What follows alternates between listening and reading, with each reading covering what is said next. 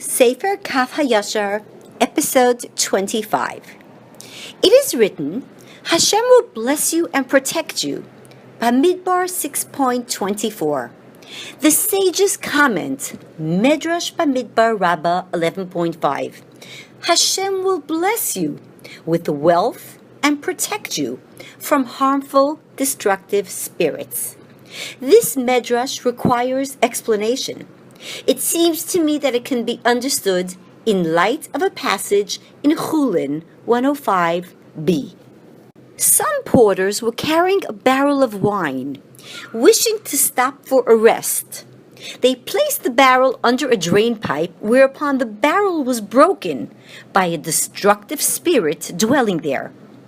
The porters came before Mar Bar Rav Ashi, who took out a shofar and proclaimed a ban, a cherem, on the destructive spirit, compelling the spirit to appear before him. Mar Bar Rav Ashi asked him, "Why did you do it?" The spirit replied, "What was I supposed to do when they placed the barrel upon my ears?" Mar Bar Rav Ashi said, "What were you doing in a place that is frequented by people? You are the one who deviated from the norm. Go and pay." The spirit answered, "Specify a date and I will pay them." So Mar Bar Rav Ashi specified a date. When the date arrived, the spirit procrastinated and failed to show up on time. When he finally appeared, Mar Bar Rav Ashi inquired, "Why did you not come on time?" He answered, "We are not permitted to take any object that is bound and sealed, or measured or counted. Therefore, I was delayed until I found something that was neither bound, nor counted, nor measured." The Tosafos, Tanis 8b, note that according to this passage, damaging spirits have dominion over that which has not been counted. Yet in Tanis, Ibid, it is taught that blessing is only found in that which has not been counted.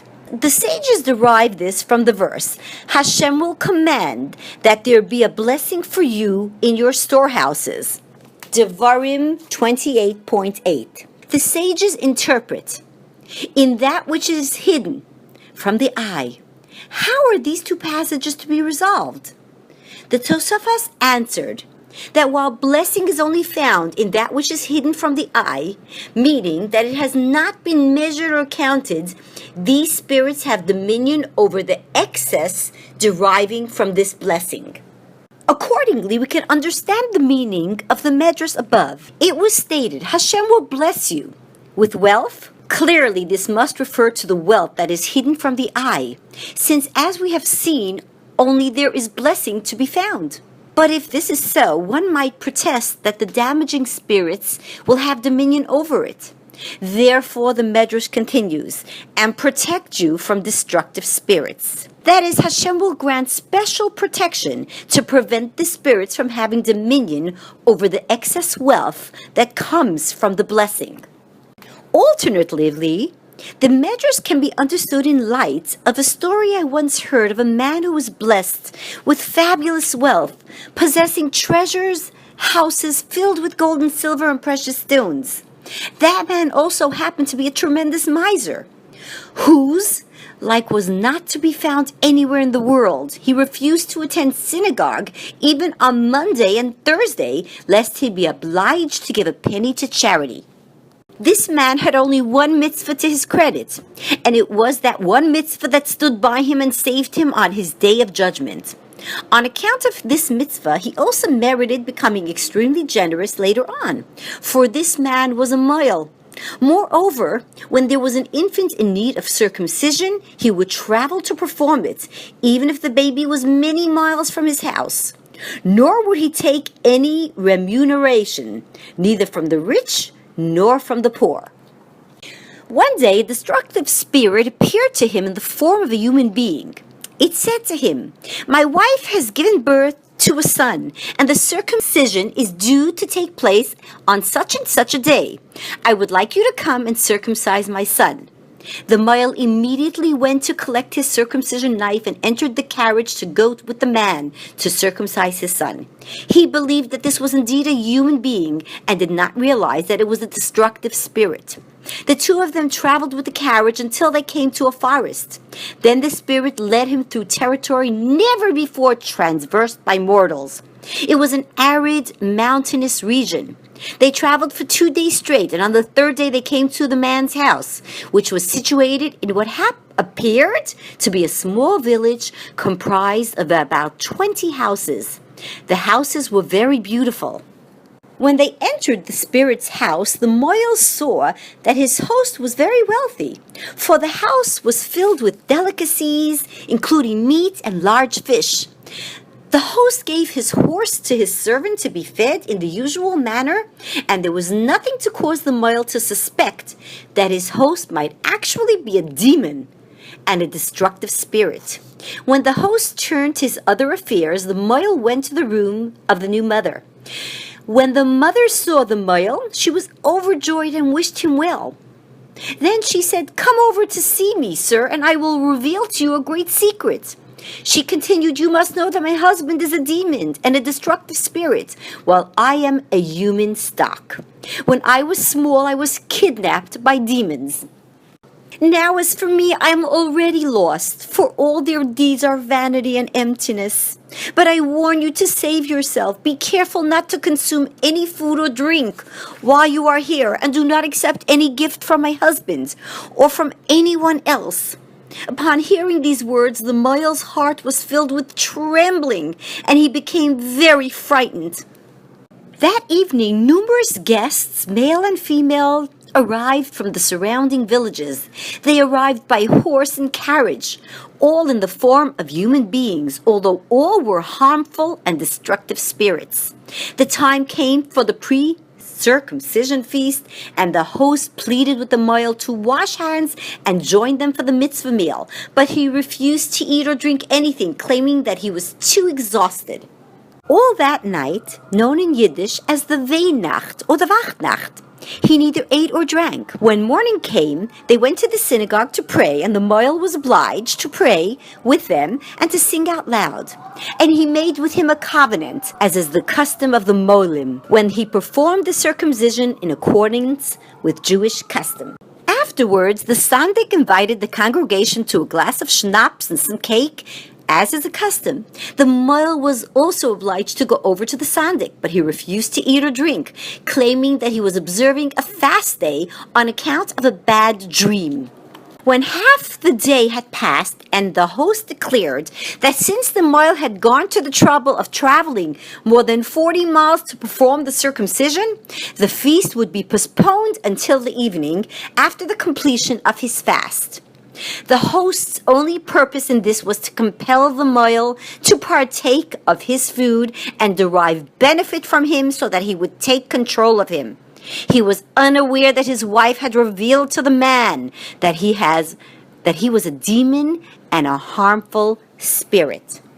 When evening came, the feast was held, but still the Moel refused to eat, claiming that his head and limbs felt heavy. Meanwhile, the guests enjoyed all the best delicacies in the world. When they were in good spirits because of the wine, and the host said to the Moel, "Come with me to another room," the Moel was now frightened and thought to himself that this final moment had come. But he followed his hosts to the other room, where the host showed him all sorts of silver vessels. Then he took him to a different room and showed him vessels of gold. "Take something for a keepsake," he urged. But the Moel answered, "I already have golden and silver vessels and all the good things in the world. I also possess precious ornaments, pearls, rings, bracelets, and necklaces." Nevertheless, the host insisted, "Take a ring or whatever precious item meets your fancy." But the Moel did not wish to take anything, so he replied that he had had an abundance of precious stones and pearls. Afterwards, he led him to a room that was filled with keys, hanging on nails along the walls.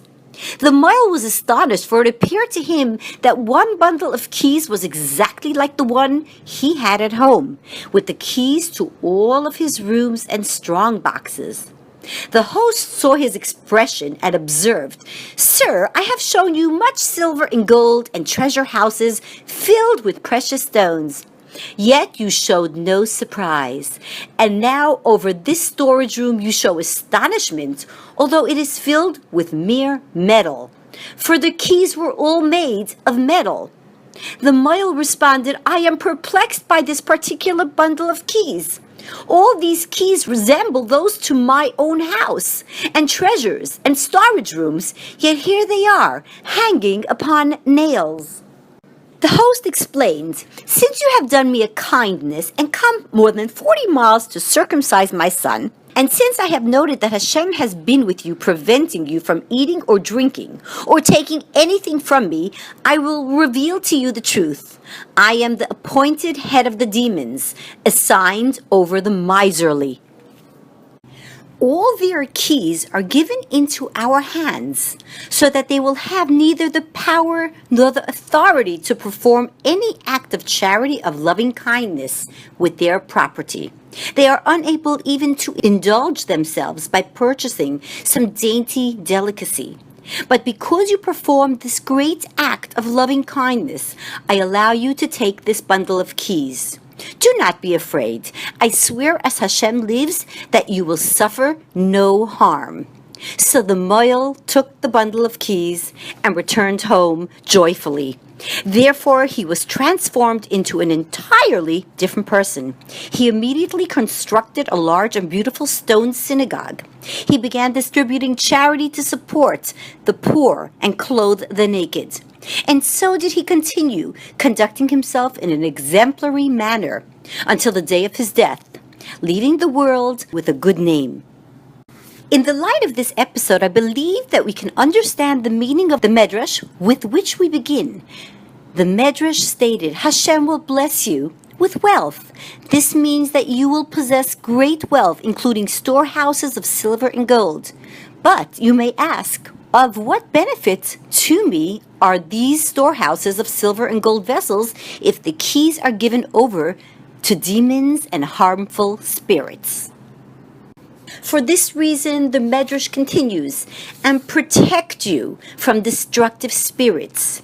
That is, the keys will not be given over to them.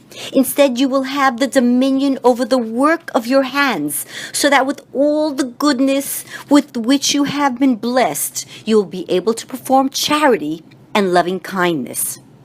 From all of the above, it is clear that a person who is exceedingly miserly is in the hands of the Sitra Achra and under the dominion of the spirits that dwell upon his wealth. The generous, by contrast, are under the sway of the Sitra de Kedusha, the aspect of holiness. Therefore, a man should strive not to be overly miserly in order to connect himself with the realm of holiness, so that he may also merit the world to come. Amen.